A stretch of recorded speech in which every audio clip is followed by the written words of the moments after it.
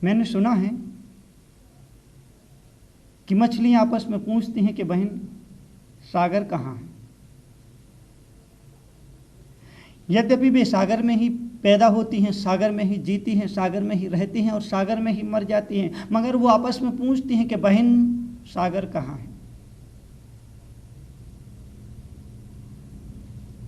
जिंदगी भर सागर में रहने के बावजूद भी वो सागर से अपरिचित बनी रहती हैं, सागर से अनजान बनी रहती हैं।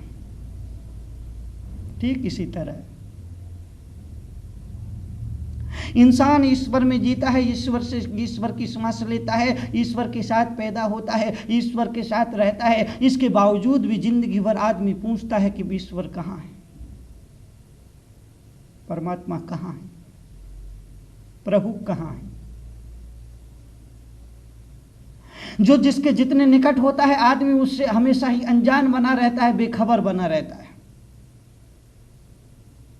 आंखें सारी दुनिया को देखती हैं लेकिन आंखें अपने आप को नहीं देख पाती। आंखों को देखने के लिए एक दर्पण की जरूरत होती है, एक शीशे की जरूरत होती है। यद्यपि आंखें आदमी के एकदम निकट है, एकदम करीब है, बिल्कुल करीब है, इसी तरह से परमात्मा आदमी के निकट है, एकदम करीब है, एकदम प्राणों से करीब है, प्राणों से भी करीब है। लेकिन आदमी जिंदगी भर उस परमात्मा से, उस प्रभु से, उससे अजनबी बना रहता है, उससे अनजान बना रहता है, उससे बेखबर बना रहता है।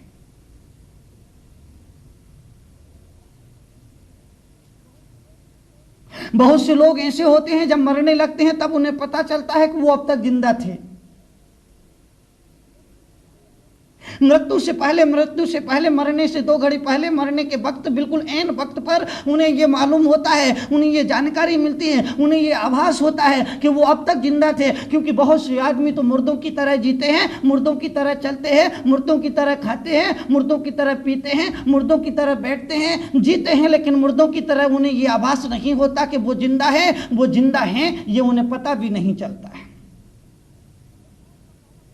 जब मौत का पहला प्रहार पड़ता है, मौत की पहली चोट होती है, मौत पर जब पहला प्रहार करती है, तब उस मौत के प्रहार को देखने के बाद उन्हें अपने जिंदा होने का आभास होता है, उन्हें अपने जिंदा होने का सबूत मिलता है। लेकिन तब हम समय हाथ से निकल गया होता है, फिर सिवाय रोने और पछताने के कुछ विशेष नहीं रहता है।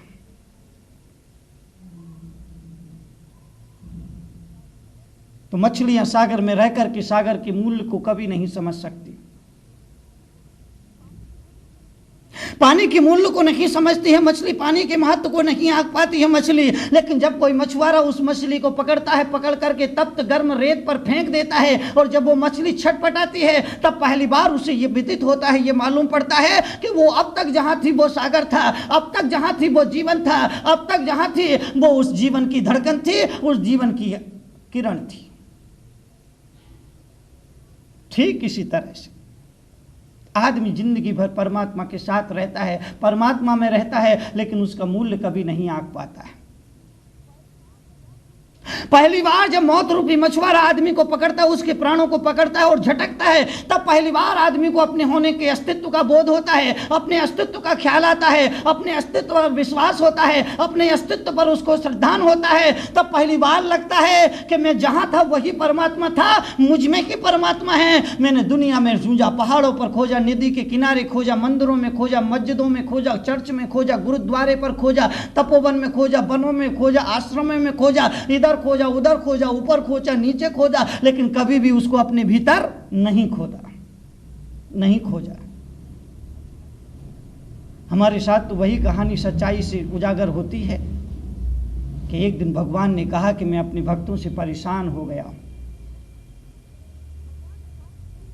भगवान ने कहा कि मैं अपने भक्तों से परेशान हो गया हूं, ये भक्त मुझे बैठने नहीं देते हैं, आराम से, शांति से, चैन से बैठने नहीं देते हैं। जब देखो जब कोई फरियाद ले आता है, जब देखो जब कोई पुकार आ जाती है, जब देखो जब कोई प्रार्थना आ जाती है, जब देखो जब वहाँ तान मजूरा लेकर के आ जाते हैं, वहाँ पर स्वर बजाने लगते हैं, गीत गाने लगते हैं, संगीत बनाने लगते हैं, नृत्य करने लगते हैं, मेरा तो जीना हराम हो गया। वैसे ऐसा कोई दुनिया में परमात्मा नहीं है जो भक्तों की प्रार्थना से परेशान हो जाए, बेचैन हो जाए। अरे भक्त का काम प्रार्थना करने का होता है और भगवान का काम अपने आप में रमने का और अपने आप में खो जाने का होता है।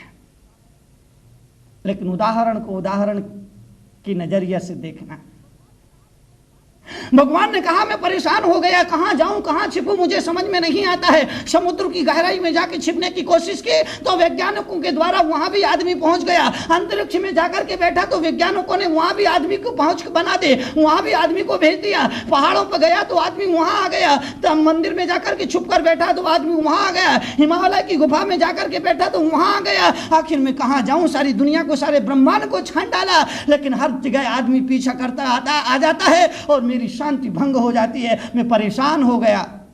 तब मेरे जैसे किसी